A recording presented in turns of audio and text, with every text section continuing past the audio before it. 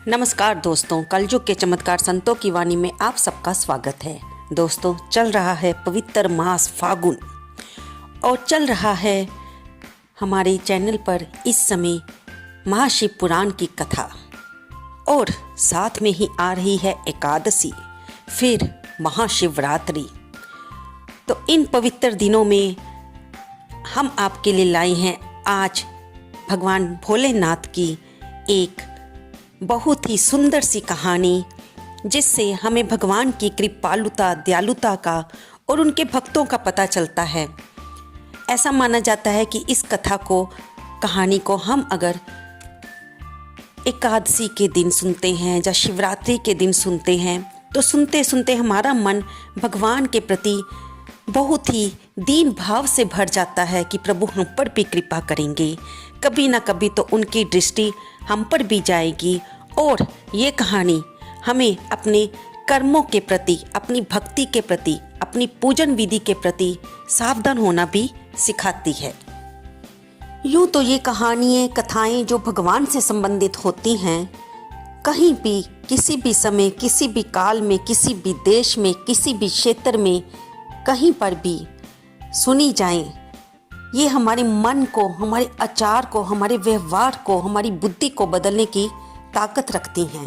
तभी तो ये कहानियाँ प्रचलित होती हैं। जब हम बाल स्वरूप में होते हैं तो हमें ये कहानियाँ सुनना अपने माता पिता के मुंह से, अपने दादी नानी के मुंह से सुनना बहुत अच्छा लगता है।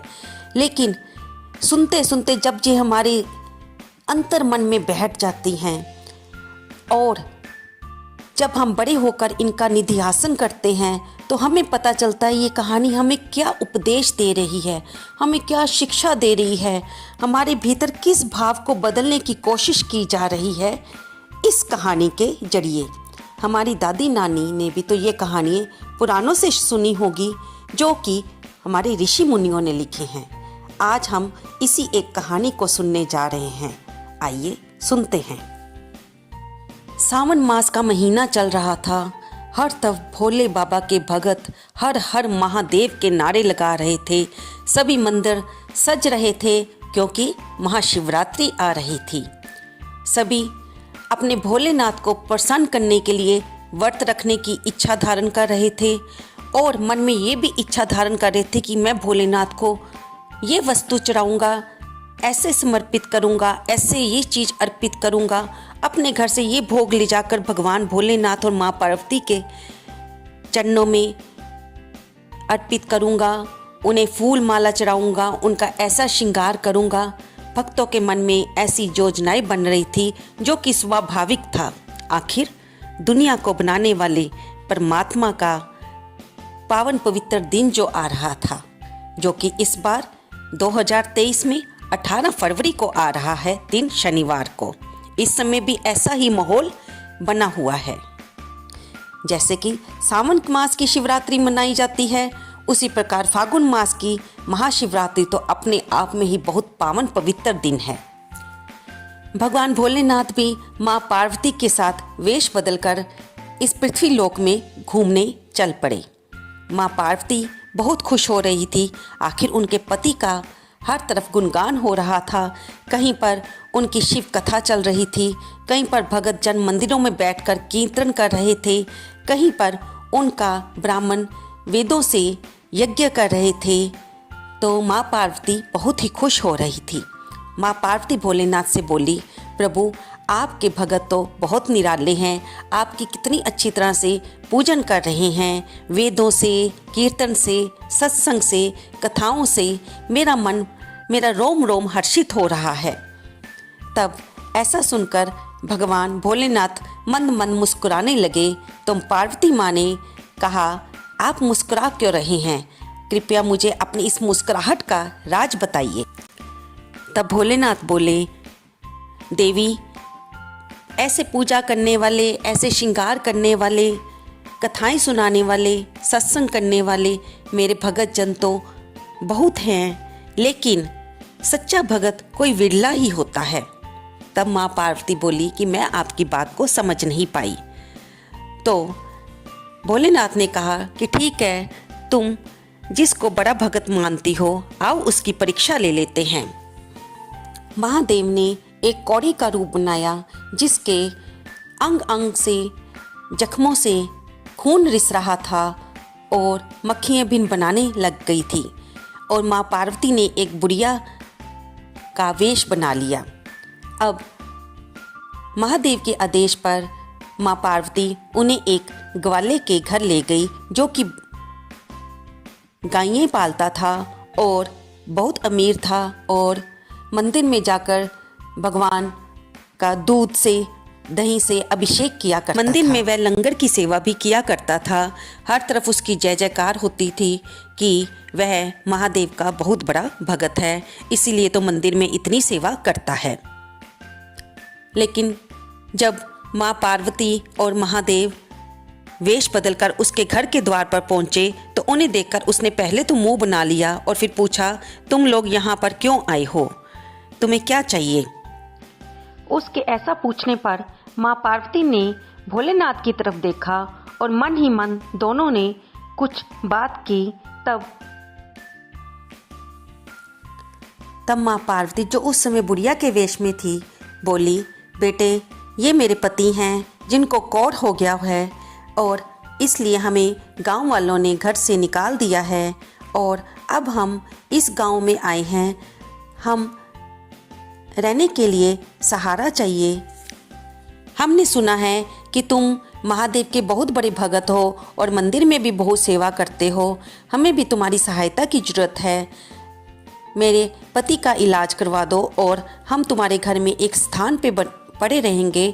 बदले में मैं तुम्हारे घर का कुछ काम कर दिया करूँगी। ऐसा सुनकर ग्वाले ने उनको देखकर मुंह बनाते हुए कहा कि मेरे घर में तुम्हारे जैसे बीमार लोगों के लिए कोई जगह नहीं है, चले जाओ जहाँ से। अब पार्वती माँ ने महादेव की ओर देखा और वे अंदर ही अंदर मुस्कुराने लगे। तब वे वहाँ से चल दिए। अब महादेव ने पार्वती जी से कहा कि देवी, अब तुम और जिसको बड़ा भगत मानती हो उसके घर में चलते हैं। तब माँ पार्वती महादेव के साथ उसी तरह रूप बदले हुए एक सुनार के घर में गई।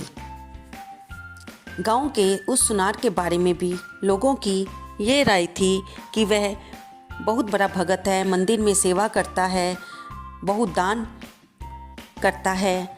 तो जब वे उसके घर में पहुँचे और सुनार ने उनको देखा और पूछा कि तुम दोनों यहाँ पर क्यों आए हो, तब उन्होंने उससे भी यही बात कही कि हमें इलाज की ज़रूरत है। और बुढ़िया बनी माँ पार्वती ने कहा कि मैं इसके बदले में आपके घर में काम कर दिया करूँगी और आप मेरे पति का इलाज कराएं दीजिए, क्योंकि हमने सुना है कि आप गरीबों की मदद करते हैं। ये देखकर सुनार बहुत गुस्से से बोला कि तुमने इसे मेरे घर को धर्मशाला समझ रखा है जो यहाँ पर आ गए, चले जाओ यहाँ से। तब पार्वती और महादेव जी वहाँ से भी चल पड़े। उसके बाद वे वहाँ पे उस गांव के कहलाने वाले सेठ के पास गए, जिसके बारे में लोगों की राय यही थी कि वह भी बहुत पुण्य दान करता है, लेकिन उसने भी ग्वाले और सुनार जैसा व्यवहार किया। तब माँ पार्वती बोली कि हाँ स्वामी, मैं आपके कहने का आशय समझ गई। आपने सत्य ही कहा था कि पूजा तो सभी करते हैं, लेकिन भगत कोई विरला विरला ही होता है। अब हम अपने लोक को वापस चलते हैं। तब महादेव ने कहा, क्या तुम सच्चे भगत के पास नहीं जाना चाहोगी? पार्वती माँ बोली कि मुझे तो सभी भगत ऐसे ही लग रहे हैं। तब महादेव ने माँ पार्वती को कहा कि चलो मेरे साथ एक कुम्हार के घर चलते हैं। तब वे उस गांव में रहने वाले एक बहुत गरीब कुम्हार, जो कि मिट्टी का बर्तन बनाता था, जिसका नाम भोला था। भोला बहुत गरीब था और अपनी पत्नी के साथ रहता था। वह मिट्टी के बर्तन बनाता था और उन्हें बेचकर जो भी मिलता उससे अपने घर का गुजारा करता था। उन दोनों जनों का निर्वाह बड़ी मुश्किल से होता था। लेकिन जब उसने कौड़ी को और बुढ़िया माँ को देखा कि वे उसके द्वार पर आए हैं, तो उसने उनसे बड़ी विनम्रता से पूछा कि आप यहाँ क्यों आए हो? आप इस गांव के नहीं लगते। तब बुढ़िया माँ ने कहा कि ये मेरे पति हैं और मैं इनका इलाज कराने के लिए आपके गांव में आई हूँ। क्या हमें रहने के लिए आपके घर में स्थान मिल सकता है और खाने को भोजन मिल सकता है? तब उस कुम्हार ने अपनी पत्नी को बुलाकर कहा कि हम दोनों इस घर में रहते हैं, अगर आप जब भी हम गरीबों के साथ रहना चाहो तो आपका स्वागत है। आप जब तक चाहें यहाँ पर रह सकते हैं, मैं आपके भोजन की व्यवस्था भी कर लूँगा। तब माँ पार्वती और महादेव आपस में आंख मिलाकर मुस्कुराए और उस गरीब कुम्हार की झोंपड़ी के अंदर चले गए। उसने उनके लिए वहाँ पर चारपाई पर टूटा फूटा जो उसके पास आसन था बिछा दिया और नीचे फटी हुई दरी बिछा दी। फिर उनको उन पर बैठने के लिए आग्रह किया। माँ पार्वती उस फटी हुई दरी पर बैठ गए और भोले बाबा जो उस समय कौड़ी का वेश धारण किए हुए थे उसको उन्होंने चारपाई पर लिटा दिया। अब उसने अपने हाथों से भोलेनाथ के सभी जख्मों को धोया और उन्हें अपने अंगोछे से साफ किया। फिर उन पर वैद्य से दवाई लाकर लगाई और कहा कि आप बिल्कुल चिंता ना करें, आप बिल्कुल ठीक हो जाएंगे। कुम्हार की पत्नी ने उनके लिए भोजन बनाया और जितना भोजन बना था उसने पहले उन दोनों को खिलाकर फिर बचा हुआ भोजन उन दोनों पति पत्नी ने पाया। भगवान भोलेनाथ बहुत प्रसन्न हो रहे थे और वे माँ पार्वती से मन ही मन कह रहे थे कि ये है सच्चा भगत। सच्चा भगत वही होता है जो दीन दुखियों पर दया दिखाए और उनकी सेवा करने में पीछे ना हटे। तब रात को वे उनके घर में सोए, लेकिन जब कुम्हार और कुम्हारिन सुबह उठे तो उन्होंने देखा वहाँ पर कोई नहीं था और उनकी झोंपड़ी की जगह एक विशाल महल बन चुका था और जिस चारपाई पर महादेव लेटे थे वह चारपाई भी सोने की बन चुकी थी और फटी हुई दरी एक हीरे जवाहरात से भरी हुई चुनरी के रूप में पड़ी थी। वे ये देखकर समझ गए कि उनके झोंपड़ी में रात को रुकने वाले कोई और नहीं, महादेव और माँ पार्वती ही थे। उन्होंने मन ही मन भगवान भोलेनाथ को प्रणाम किया और उनसे प्रार्थना की वे उन्हें दर्शन दें। अंतर्यामी प्रभु ने माँ पार्वती सहित उन्हें वहीं पर प्रकट होकर दर्शन दिए और उनसे कहा कि तुमने हमारी उस हालत को देखते हुए भी हम पर दया दिखाई, आज से तुम्हारे घर में किसी चीज़ की कमी नहीं रहेगी। तब से कुम्हार और कुम्हारिन के दिन बदल गए, वे सुख से रहने लगे और उनका घर धन धान्य से भरपूर हो गया। आगे चलकर उनका परिवार बढ़ा और पुत्रों ने भी व्यापार को आगे बढ़ाया। इधर ग्वाले की गायों ने दूध देना बंद कर दिया, जिससे उसका बहुत नुकसान हुआ। सुनार के गहनों में मिलावट पाई गई, जिससे लोगों ने उससे सामान लेना बंद कर दिया और उसे भी बहुत नुकसान उठाना पड़ा। इसी प्रकार सेठ का भी व्यापार में बहुत नुकसान हुआ और वे समझ नहीं पाए कि उनके नुकसान का क्या कारण था। ये तो महादेव और माँ पार्वती ही जानते थे कि उन्होंने अपने कर्मों का फल पाया था।